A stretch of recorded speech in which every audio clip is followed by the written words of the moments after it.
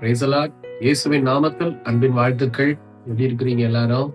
இந்த நாளிலும் கர்த்தர் நம்ம கொடுக்கிற விசேஷமான ஒரு வசனம், குறிப்பாய் ஆலோசனை நிறைந்த ஒரு வசனம். எபிரேயர் 10:23 நான் பைபிள்ல வாசிக்க நல்லா கவனிச்சு பாருங்க.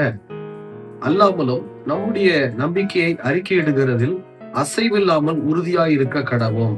வாக்குத்தத்தம் பண்ணினவர் உண்மையுள்ளவராய் இருக்கிறாரே. நம்முடைய ஆண்டவர் உண்மையுள்ளவராய் இருக்கிறார்.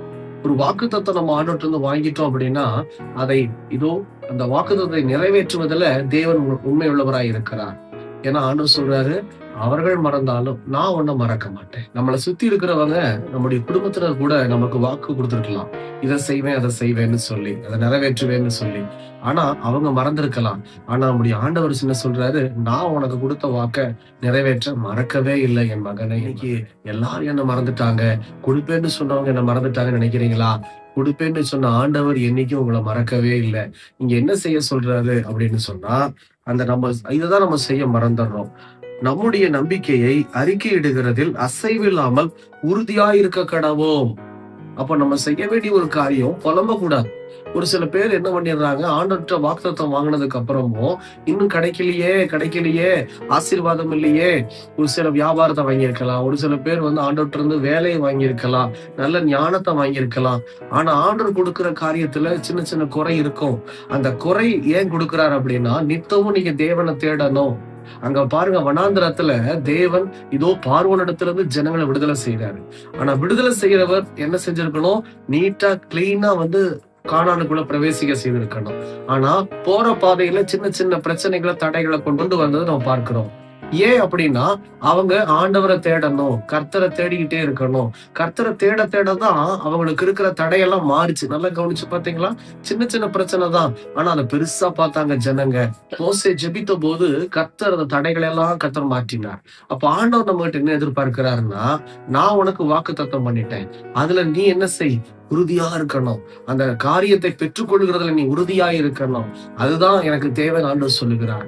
அப்போ அறிக்கை செய்யறது அப்படின்னா, எல்லா இடத்துலயும் ஆண்டவர் சொல்லிட்டாரு செய்வாரு சொல்வது மாத்திரமல்ல, முழு இருதயத்தோடு அதுக்கு ஏற்றபடி நீங்க நடந்துக்கணும். உங்க குறை எதா இருந்தாலும் சரி, ஒரு நிறைவான மனுஷனை பார்க்கும்போது ஒண்ணு நினைச்சுக்கோங்க, உள்ள என் ஆண்டவர் எனக்கு குறித்திருக்கிறத நிறைவேற்றுவார், எனக்கு சொன்னதை அவர் தர வல்லமையுள்ளவரா இருக்கிறார். ஏற்ற காலத்தில் ஏற்ற சமயத்துல வியாபாரத்தை ஆசீர்வதிப்பார், என் வேலையை ஆசீர்வதிப்பார், எனக்கு ஞானத்தை தருவார், எனக்கு நல்ல குழந்தை பாக்கியத்தை உண்டாக்குவார், எனக்கு திருமண தடைகளை உடைத்து திருமணத்தை ஆசீர்வாதமாய் மாற்றுவார், என்னுடைய கடன் பாரத்தெல்லாம் நீக்கி என் வியாதியை விலக்கி பலவீனத்தை மாற்றி என் இயேசு என்ன சுகப்படுத்துவார்னு சொல்லி நீங்க விசுவாசிக்கணும். முழு இருதயத்தோட விசுவாசிச்சாத வெளியில அறிக்கையிட முடியும். நம்ம நம்பிக்கையோட வாழ்ற வாழ்க்கை தான் கர்த்தர் நம்ம கிட்ட எதிர்பார்க்கிற ஒரு காரியம். ஏன்னா அவர் உண்மையுள்ளவராய் இருக்கிறார். செபிக்கலாமா? கண்களை மூடி. எங்களை நேசிக்கிற நல்ல ஆண்டவரே, இந்த வேலைக்காக ஸ்தோத்திரம். என் ஆண்டவராகிய கர்த்தர் நீர் கொடுத்த ஒவ்வொரு வாக்கு தத்தங்களுக்காக ஸ்தோத்திரம். ஆண்டவரே, இதோ எங்களுக்கு நிறைய வாக்கு தத்தங்களை கொடுத்திருக்கிறீரப்பா. அதையெல்லாம் நிறைவேற்ற நீர் வல்லமை உள்ளவர். ஆண்டவரே, ஏற்ற காலத்தில் ஏற்ற சமயத்துல நீர் எங்களுக்கு நன்மை உண்டாக அந்த வாக்கு தத்தங்களை நிறைவேற்றுவீர் என்பதாய் நாங்கள் விசுவாசித்து, அதை தொடர்ந்து தகப்பனே வாக்கு தத்தங்கள் பெற்றுக்கொள்ளுகிற வரையிலும் நாங்க சோர்ந்து போகாம, மத்தவங்களோட கம்பேர் பண்ணிக்காம, ஆண்டவரே இதோ ஏன்னு கேள்வி கேட்காம நீர் எங்களுக்கு கொடுத்திருக்கிற காரியங்களை நிறைவேற்ற கடந்து செல்லுகிறோம். ஏன்னா என் தேவன் சகலத்தையும் ஏற்ற காலத்தில் செய்து முடித்திருக்கிறீர் அப்பா. தொடர்ந்து ஆசீர்வதியும் இயேசுவின் நாமத்தில் பிதாவே. ஆமேன், ஆமேன்.